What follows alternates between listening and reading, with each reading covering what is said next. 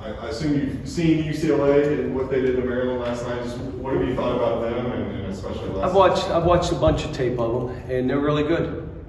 The biggest thing is they're really physical. Defensively, they're really physical. They're not. I mean, they're fighting screens. They're fighting the post. They're fighting pick and rolls.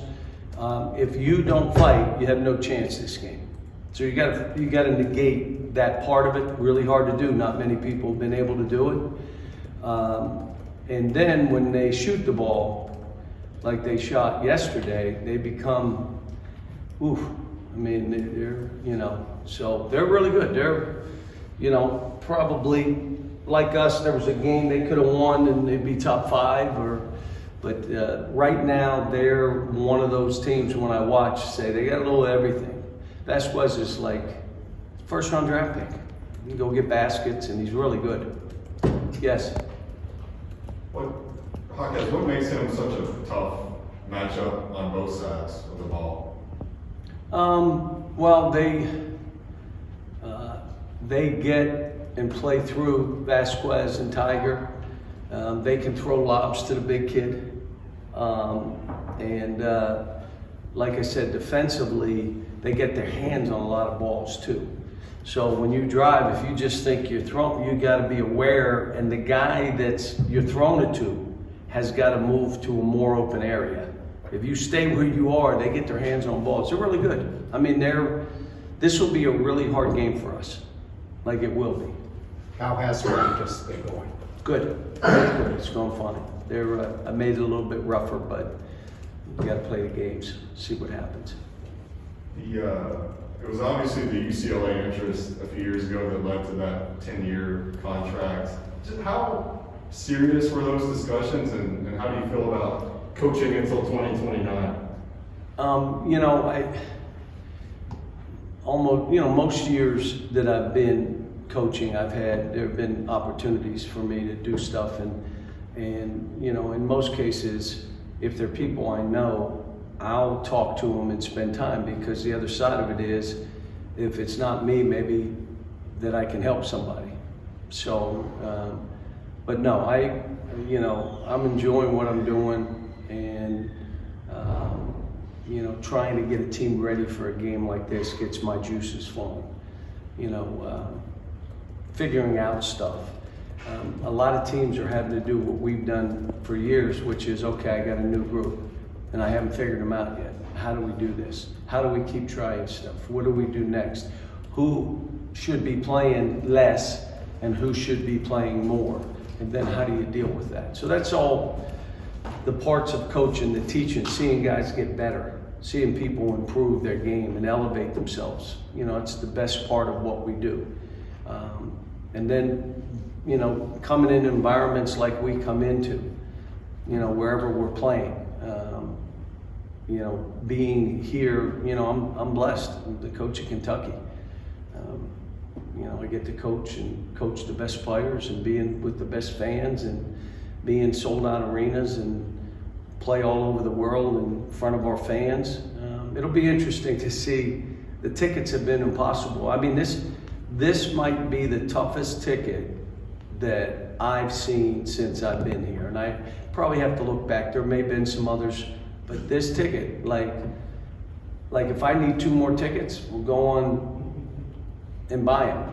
Like, there are no tickets. And so, but it's, like I said, coaching here, you're in these, and you end up being in a bunch of them. And, but I'm having a ball with it. 2 more questions. You mentioned the physicality. Is anybody down there? Yeah, Orlando's coming. Okay. You mentioned the physicality of UCLA. On comparison to Michigan State, were they maybe tougher? They're probably, you're talking the same kind of stuff, but the toughness for UCLA also comes from their guards. Their guards will play physical, and they're bump and grind, and they're active, and so they're good. I'm anxious to see how we perform. I think we're better than we were 3 weeks ago. We execute better. We're playing more together instead of, okay, all we can do is throw it to you and you try to get a basket. We're doing things together better. I think there's less confusion on what we're doing. That's because we're together practicing. We're together doing a lot of scrimmaging, more so than I've done in the past. So, all right, let Orlando do this so I can get ready. All right, thanks, folks. Quick line change. Oh, did you get a chance to see the UCLA Maryland game last night, and just what have you thought about that team in general? I did watch a little bit of it last night. I'm actually going to try to break down the film here when we get on the plane on the way to New York. Thought they played really well. They defended hard. They looked like their typical Coach Cronin kind of team. You know, they play hard, play physical. With Jaime Jaquez, obviously he's a senior now, and he's been a big part of their team for a long time. What have you seen from him over the years, and what makes him such a difficult matchup on both sides? His versatility. Jaime's extremely talented young man. You can see over the years his growth in terms of his ball handling ability now. Last night they had him actually playing some at the point. Defending fours, but he was playing at the point. He's been great on the blocks. He's got great footwork, knows how to play. He's a tough matchup. So, we're excited for our guys to see how we match up and how we fare up with it against him. He's one of the top 10 players in college right now. Who do you think you'll put on him to start out with the game, and then maybe progressing? How else do you plan on defending him throughout the whole game? We're working through some of that. Obviously, I think Jacob's going to have the majority of the challenges. Jacob is one of our best defenders who can move with him and utilize his length a little bit on him. I think Jacob will take some pride in that kind of a matchup. But we'll probably have to put a couple guys on him. Orlando, we frequently hear coaches say that you kind of play like how you practice. What are maybe some of the things that maybe haven't been translating from practice over to the game itself? Well, I don't know. I mean, this week we've had 4 great days of practice. Guys have been locked in, physical. As we get settled in with our rotation and everybody understanding our defensive principles and what's expected of each of them, I think once you get into a good rhythm like that, it translates to the games, and we're starting to see a lot of that in our games. Cal talked at the beginning of the season about wanting to hit that 25 3-pointers per game mark. You guys are currently at 21. How big of a difference is that 20 or 25 mark, and do you want to see a little bit more uptick in the 3-point shooting? Yeah, we love to be able to. Let me say this: as coaches, we're going to try to do whatever we can to do to try to win the game. And you have the National Player of the Year who's shooting over 60% from the floor. You need to make sure that you're getting him a lot of touches as well. And Oscar's been great, even in the first half of the Yale game, where he was getting a lot of touches and kicking them back out. We had to finally tell him, no, go score those balls. Go score them first and put pressure on the rim. And then as they continue to collapse, then you find our guys and we'll get some shots up. I think a lot of our shots come in transition off of our defense when we're in great rhythm. And, we want the ball to go in first and then come out and we be able to take those shots. Those are a higher percentage shots for us. CJ's numbers are a little down based on what he's done in the past there. Is that shooters go through slumps, or is that something he could be, doing more with getting that percentage back? No, it's just, we take into account and forget that he hadn't played in a year and a half. And so he's starting to get into a groove. I think he shot the ball pretty well here the last few days here in practice, and we're going to need him. One of the things that about CJ is that we're just not labeling him just a guy that can shoot. He's so much more than that. A guy that knows how to pass, he knows how to play, knows how to defend, he's very disciplined, and he's got some toughness to him. So that part of the game, I think, will continue to happen because he's an extremely hard worker. And, when shooters like that, they just need 1 or 2 to go in, and then you can get going a little bit. As you guys can see from Antonio, when he hits 1 or 2, and then the basket kind of opens up. So we're not too worried about that. We just need him to continue to keep working and continue to try to do the things that the team needs for us to have a chance to win. Talk about Oscar a little bit there. Against Yale, it's really one of the first times this season he's really felt like Oscar again. How important is that for you guys heading into this massive matchup? Well,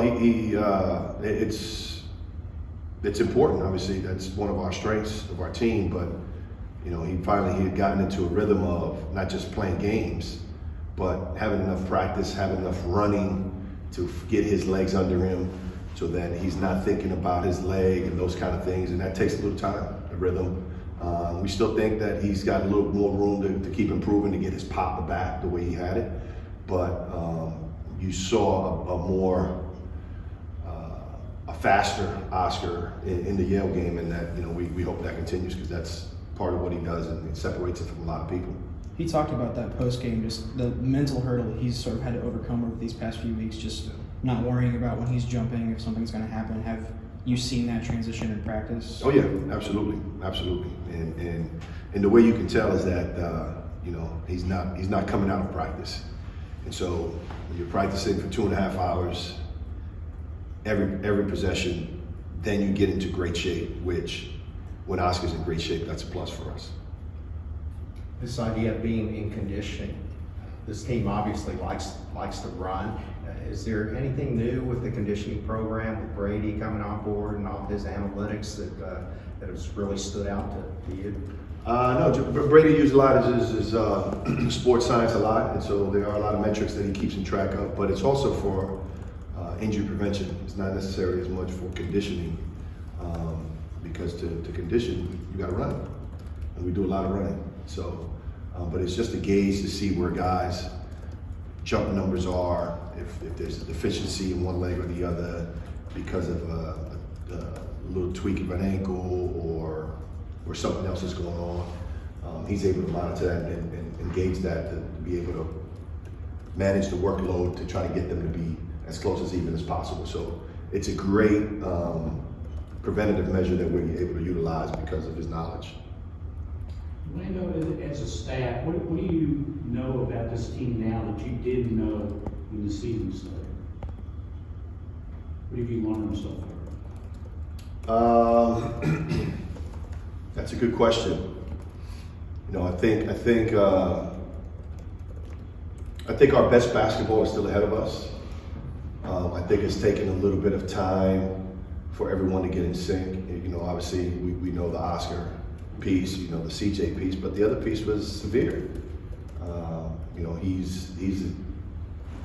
He's the point of our spear on the defense, and he sets the table for us in terms of keeping us organized and making sure everybody knows what they're doing, where they're at, putting extreme pressure on and stressing the other team's defenses with his speed, and setting the table, for all our guys.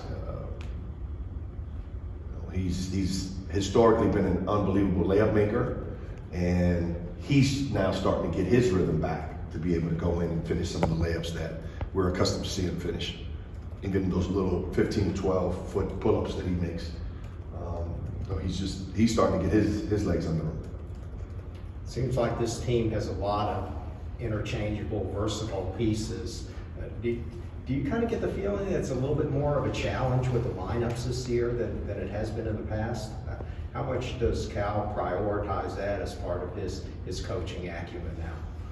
I mean, you want to have the ability to play different ways, because you play different schemes, you play different matchups, different teams.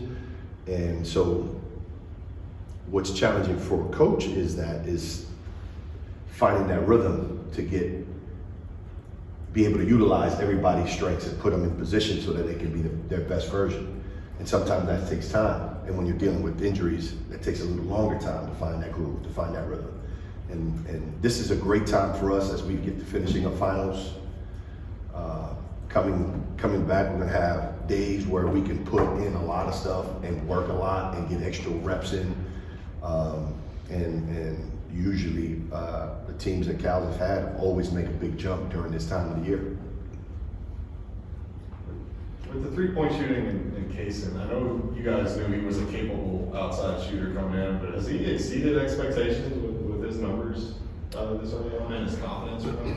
No, we knew Kaysen was he was a competitive, great-spirited, well-rounded basketball player.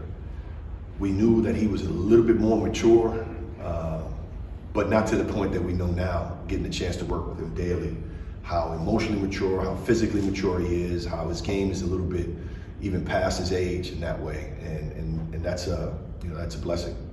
Do you have any free time built into this trip to see the sights? We're gonna go see Madison Square Garden. It's gonna be a good place to go. You know, on that note with Case and talking about his maturity, and it's been a recurring theme all season, the players have said he doesn't play like a freshman. You're going to Madison Square Garden, one of the most famous basketball arenas there. How important is his maturity in that sense, that even though he's a freshman, he's got that maturity about him? That's important. It's important, and you know, the arena and the stage and all that is on the periphery early on. Going to the O2 Arena, you know, getting a chance to play in that facility. You walk around, you see it, you're in awe. You're gonna have that same effect when you get to the Garden. But ultimately, the baskets are 10 feet, 94 feet. You got to go play. Once you get into the sweat of competing and going, all that stuff's out the window, and it's just, you know, it's Kentucky versus UCLA. How was the O2 Arena? It was cold. It was cold, but it was great. It was a great venue.